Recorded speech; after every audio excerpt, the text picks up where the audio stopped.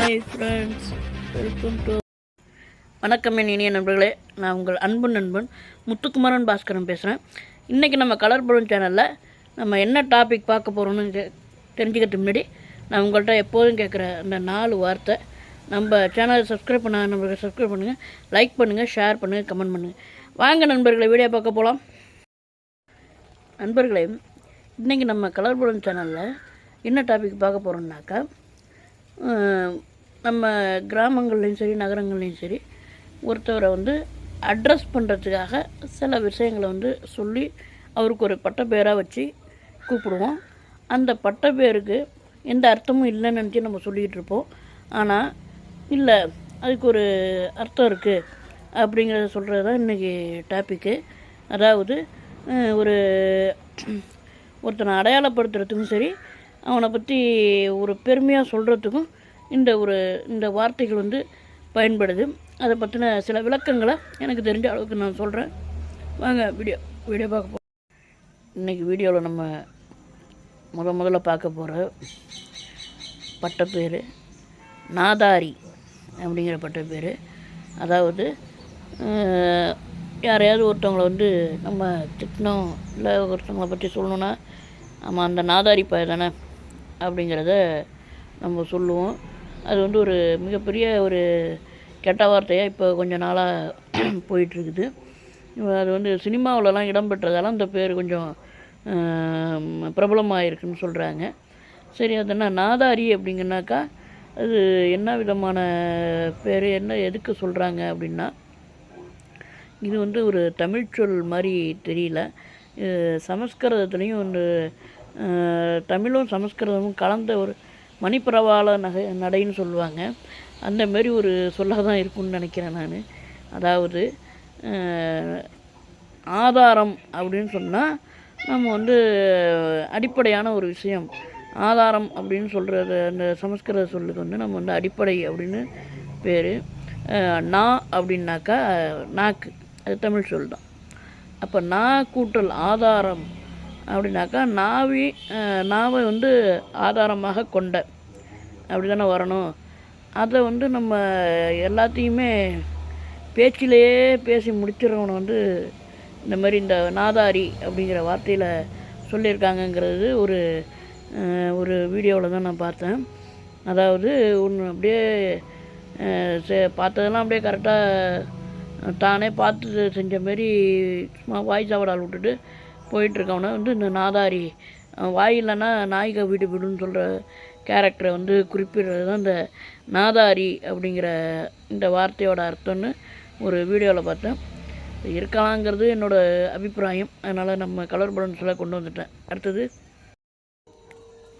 இப்போ பார்க்க போகிறது கிறுக்கன். இது என்ன கிறுக்கன்னாக்கா யாரை சொல்லுவோம், நம்ம எந்த விதமான அடிப்படையும் இல்லாமல் பேசிக்கிட்டு இருக்கணும். ஒரு புத்தி சுவாதீனம் இல்லாத ஒரு ஆளை கிறுக்கன், அவனுக்கு கிறுக்கு பிடிச்சி போச்சு, கிறுக்கன் ஆகிட்டான், பைத்தியம் ஆகிட்டான் அப்படின்னு சொல்கிறது நம்ம தொண்டு தொட்டு உள்ள பழக்கம். அது என்ன கிறுக்கு, ஏன் அதாவது மூளை சரியில்லாதவங்களை ஏன் கிறுக்கங்கிற வார்த்தையை நம்ம பயன்படுத்துகிறாங்க? அதுக்கு நிறைய வார்த்தைகள் இருக்குது. அந்த மூளை சரியில்லாத மனநிலை பாதிக்கப்பட்டவங்களை பற்றி குறிப்பிடுற வார்த்தைகள் நிறையா இருக்குது தமிழில். அதில் ஒரு வார்த்தை தான் இந்த கிறுக்கன் அப்படிங்கிற வார்த்தை.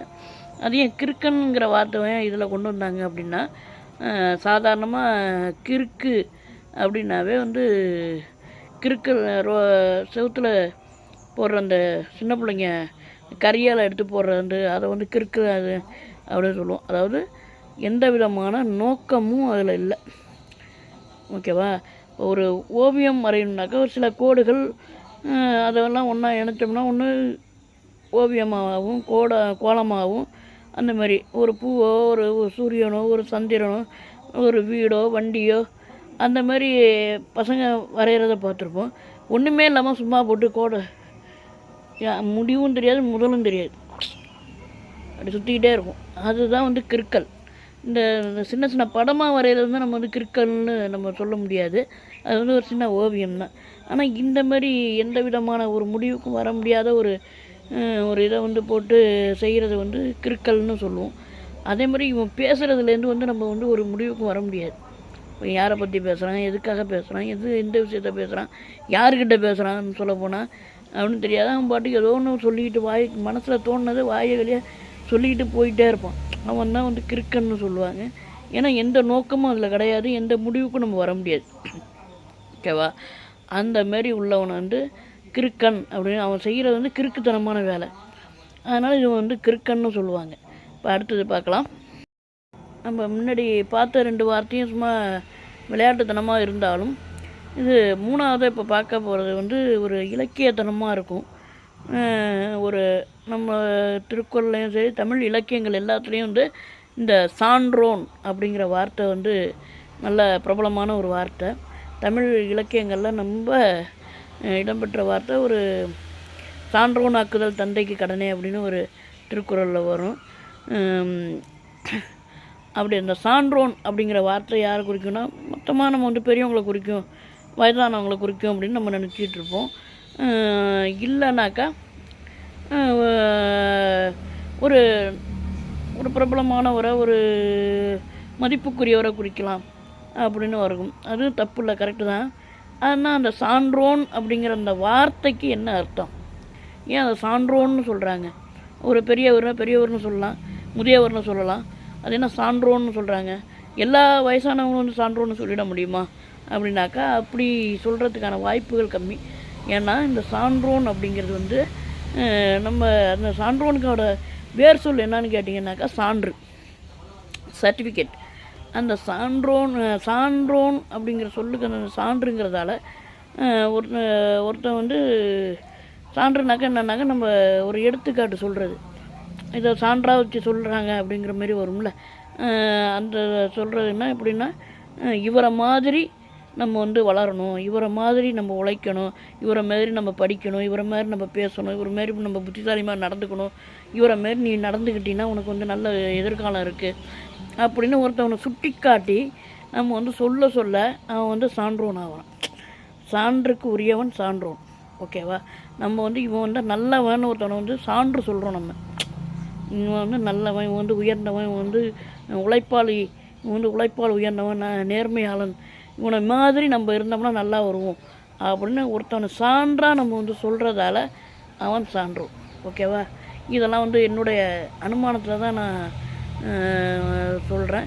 இது தப்புன்னு நினச்சிங்கன்னா தயவு செஞ்சு நம்ம கலர் பலூன் சேனல் யூடியூப் சேனலோட கமெண்ட் பாக்ஸில் வந்து சொல்லுங்கள். உங்களுக்கு தெரிஞ்ச வார்த்தைகளையும் சொல்லுங்கள், நானும் அதையும் நம்ம வீடியோவில் போடுவோம். இது வரைக்கும் என்னோடய வீடியோவை பொறுமையாக பார்த்தவங்க உங்களுக்கு என்னுடைய நன்றிகள் பல, வாழ்த்துக்களும், வாழ்க வளமுடன். நன்றி, வணக்கம் நண்பர்களே.